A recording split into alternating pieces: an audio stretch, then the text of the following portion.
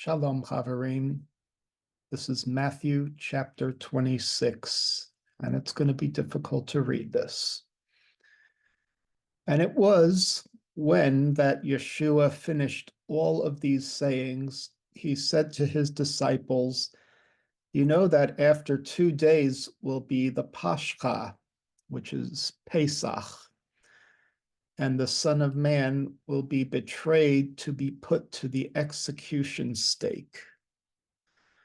The Aramaic word zakip means erect, straightened, and lifted up, whereas the word crucify originates from the Latin crux, cross. The Greek stauros refers to a stake, not a cross, agreeing with Aramaic.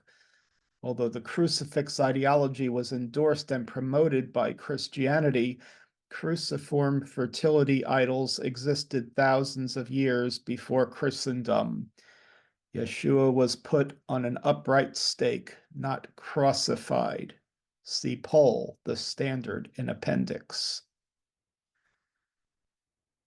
Verse 3, then the chief priests and scribes and elders of the people were gathered at the court of the high priest, who was called Caiaphas, and they took counsel concerning Yeshua, that by deceit they might arrest and kill him.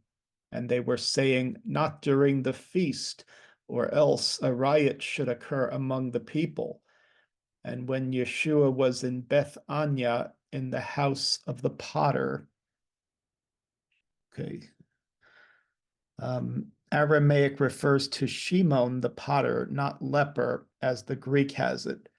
For more information, please see page XIV 14. Okay, the house of the potter Shimon. Verse 7, a woman approached him who had with her an alabaster vase of ointment, which was a very precious perfume, and she poured it upon the head of Yeshua while he was reclining. And his disciples saw it, and it displeased them, and they said, why this waste? For it was able that this be sold for much money, and it be given to the poor. But Yeshua knew this, and said to them, why are you troubling the woman? For she has done a good deed for me. For you will always have the poor with you, but you will not always have me. But the one who poured this perfume upon my body, she did it as though for my burial. And truly I say to you that wherever my good news is preached, the thing that which she did, this will also be told in all the world as a memorial to her. Verse 14, then one of the 12, who was called Yehuda Scariota, went to the chief priests, and he said to them, what are you willing to give me, and I will deliver him to you? And they promised him 30 pieces of silver. See Zechariah 11:12. Zechariah chapter 11, starting at verse 10. And I took my staff, beauty, and cut it in two, it that I might break the covenant which I had made with all the peoples. So it was broken on day that, thus knew so the poor of the flock who were watching me, that the word of Yahweh it was. And I said to them, if it is agreeable to you, give me my wages, and if not, refrain. So they went out for my wages, 30 pieces of silver. And said Yahweh to me, throw it to the potter. Magnificence price that they set on me of them. So I took 30, the pieces of silver, and threw them into the house, Yahweh, for the potter.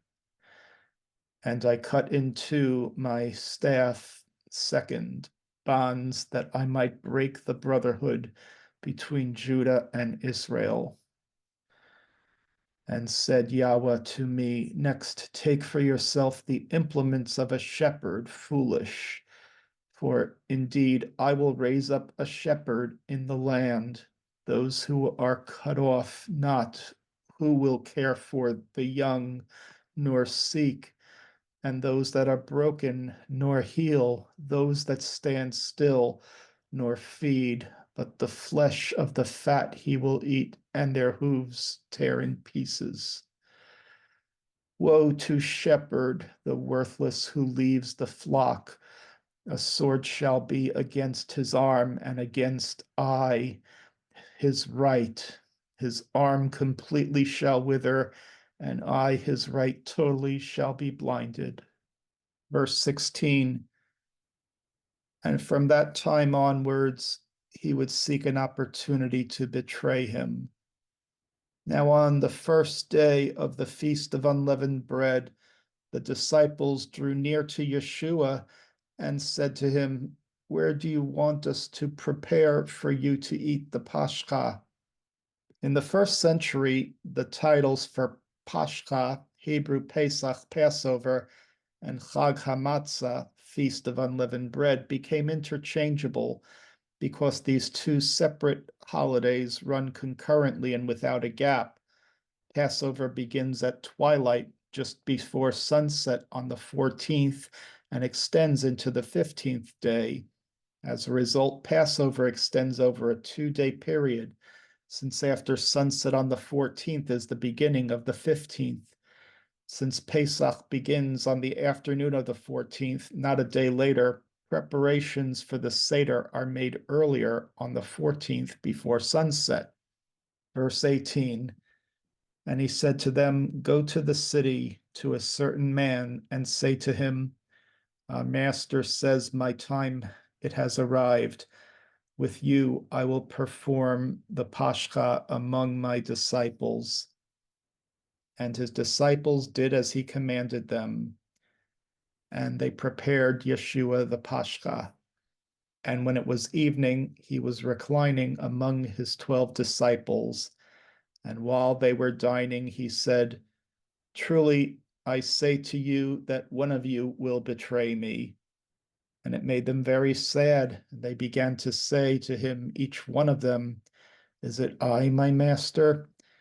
And he answered and said, "He who dips his hand with me in the dish, that one will betray me. And the Son of Man will go just as it is written concerning him. But woe to the man by whose hand the Son of Man is betrayed. It would have been better for him if he had not been born." And the traitor said, "Perhaps it is I, Rabbi." Yeshua answered and said to him, "You have said it." And while they were dining, Yeshua took bread and blessed it and broke it and gave it to his disciples and said, "Take, eat. This is my body." And he took the cup and gave thanks and gave it to them and said, "Take, drink from it, all of you. This is my blood of the renewed covenant, which for the sake of many is shed for the forgiveness of sins." 1 Corinthians 11:27. Both Aramaic chadata and Hebrew chadasha means renewed, as in Psalm 51:10, "Renew a right spirit within me." Lamentations 5:21, "Renew our days as of old." Chadash can also be new or repair, as in Isaiah 61:4, "Repair the waste places." Yahweh spoke of the renewed covenant in Jeremiah 31 through 37, that he would put my Torah in their inward parts and write it in their hearts. The seed of Israel also shall never cease from being a nation before me forever, says Yahweh. This is the renewed covenant. However, even in Paul's day, the kingdom that Yeshua offered was being violently counterfeited by religious traditions into something very contrary. Successive Greek theologians like Marcion replaced the meaning and importance of renewed covenant with the term New Testament and made a division of Old and New Testaments. Torah was and is taught by mainstream Christians to be either for Jews only or completely abolished. Thus, the New Testament became laden with anti-Semitism. The hierarchical values of modern pagan cultures were syncretized by Greek Gnostic philosophies into the teachings of Yeshua and Paul, to the point that modern day Christianity would be unrecognizable by the original followers of Yeshua as the faith which was once delivered. Yehuda 1:3. See Renewed Covenant and 18 New Testament Misconceptions, number 15, the New Covenant in Appendix. So that was verse 28. This is my blood of the renewed covenant, which for the sake of many is shed for the forgiveness of sins. And I say to you that I will not drink this fruit of the vine from now on until the day in which I drink it anew with you in the kingdom of my Father, of Elohim. Okay, footnote 252. 1905 and other Peshitta manuscripts read, B'malkote de Abi de Eloha, in the kingdom of my Father of Elohim. Kaburis Codex omits de Abi, my father. 1905 reading is retained in the Aramaic. Verse 30, and they offered praise and went out to the Mount of Olives. Then Yeshua said to them, all of you will be offended by me in this night, for it is written, I will strike the shepherd, and the sheep of his flock will be scattered.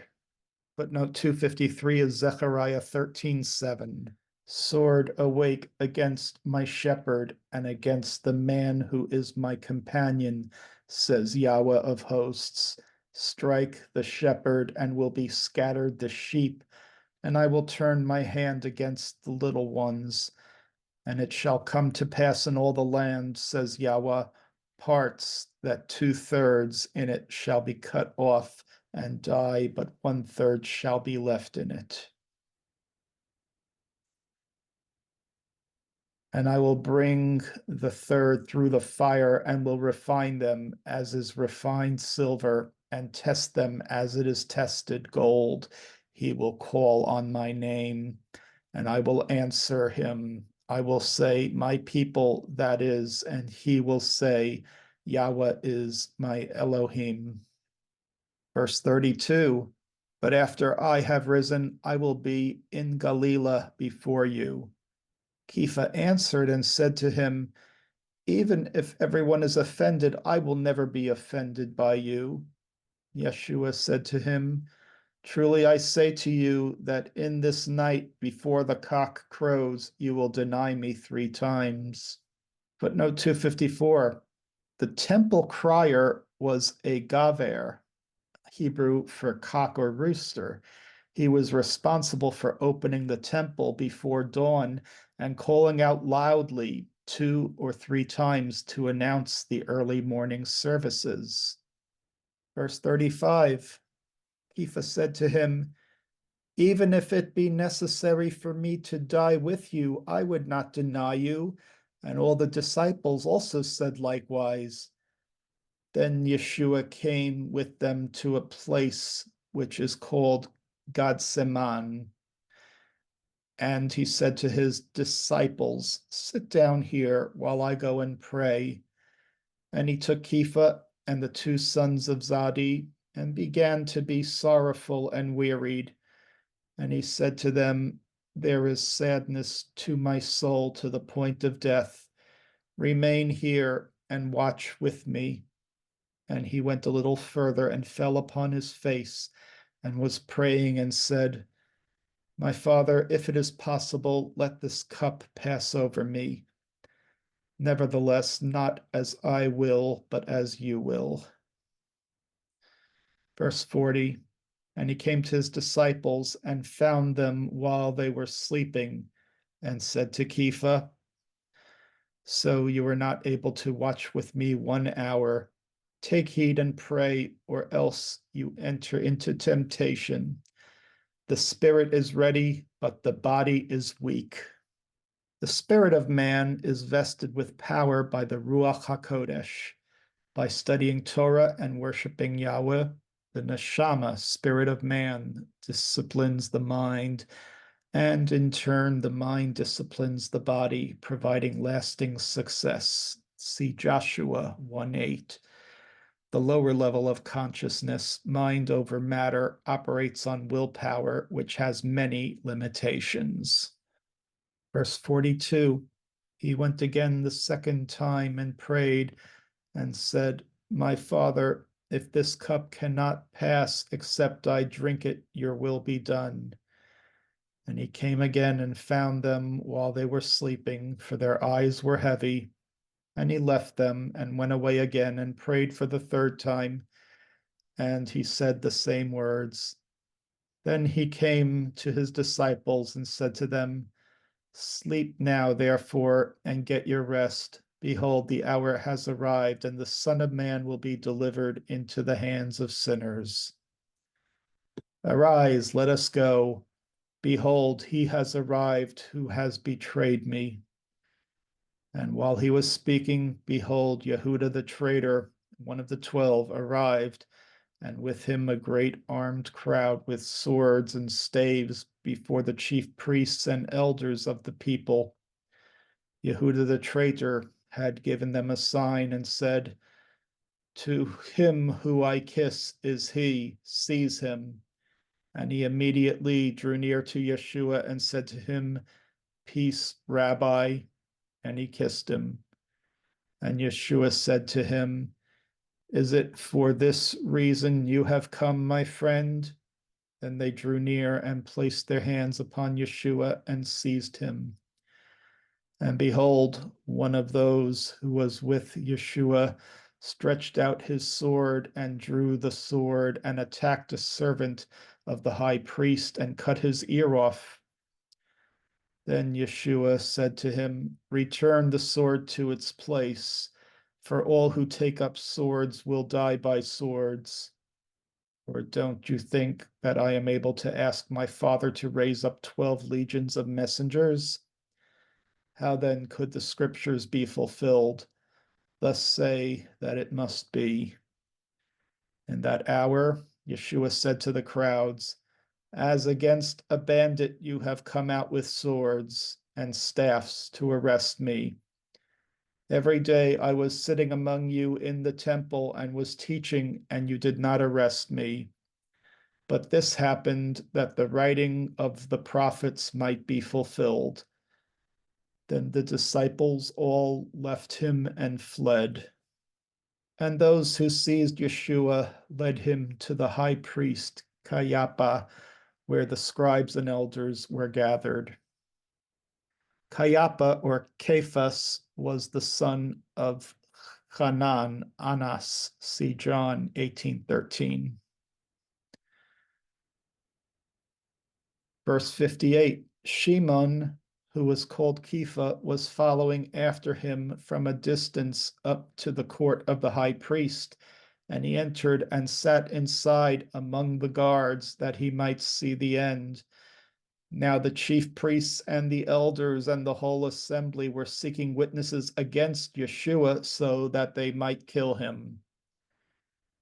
The pride of fallen man sits as his own authority and desires to destroy that which he cannot dominate. Verse 60, and they did not find them, but many false witnesses came. But at the end, two came forward and said, This man said that I am able to tear down the temple of Elohim and in 3 days rebuild it. And arose the high priest and said to him, Do you not answer to this matter what it is that these witnesses have against you?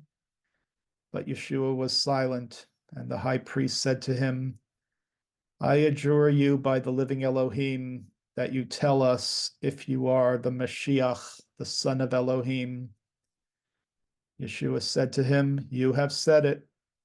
But I say to you that from now on, you will see the Son of Man sitting at the right hand of power and coming upon the clouds of heaven. Daniel 7:13 and Psalms 110:1. Daniel 7:13 was watching I in visions night, and behold, with clouds of the heaven, one like a son of man came, coming, and to Ancient of the Days. He came, and before him they brought him near.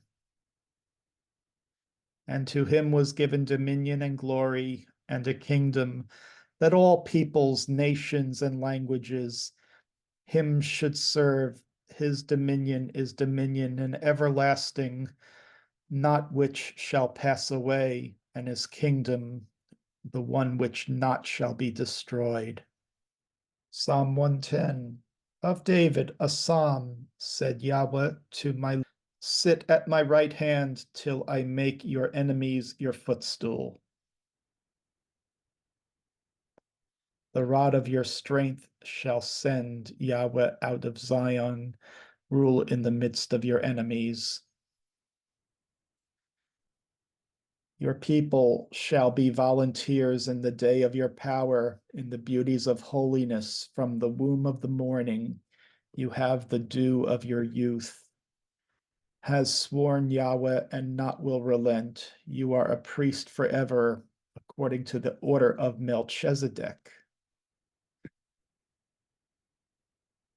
Yah is at your right hand. He shall execute in the day of his wrath kings. He shall judge among the nations. He shall fill the places with dead bodies. He shall execute the heads of countries many. Of the brook by the wayside he shall drink. Therefore, thus he shall lift up the head. Verse 65. Then the high priest tore his clothes and said, Behold, he blasphemes. Why therefore do we need witnesses? Behold, now you have heard his blasphemy. What do you want to do? They answered and said, He is deserving of death. Then they spat upon his face, and they were striking him on the head, and others were beating him. And they were saying to him, Prophesy to us, Mashiach, who is the one who beat you? And Kepha was sitting in the courtyard outside. A certain maid drew near to him and said, You were also with Yeshua the Nazariah. The word Nazariah, Nazarene, is also associated with the word Nazarite, as in the Nazarite vow, which is done to separate oneself unto Yahweh. The attributes of Mashiach, the Netzer, Isaiah 11, 1 through 4, and the Nazarite, Numbers 6, are all about being separated unto Yahweh for a distinctive purpose. See Netzer in appendix. Verse 70. But he denied it before all of them and said, I do not know what you are saying.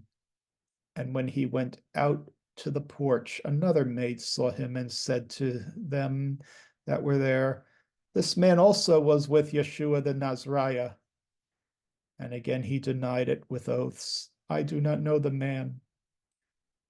And after a little while, those who were standing by said to Kepha, Surely you are also with them, for your speech makes you known. Then he began to curse and to say, I do not know the man. And in that hour the cock crowed. And Kepha remembered the word which Yeshua said to him, that before the cock crows 3 times, you will deny me. And he went outside and wept bitterly. I think we are all weeping bitterly at this time. May we not deny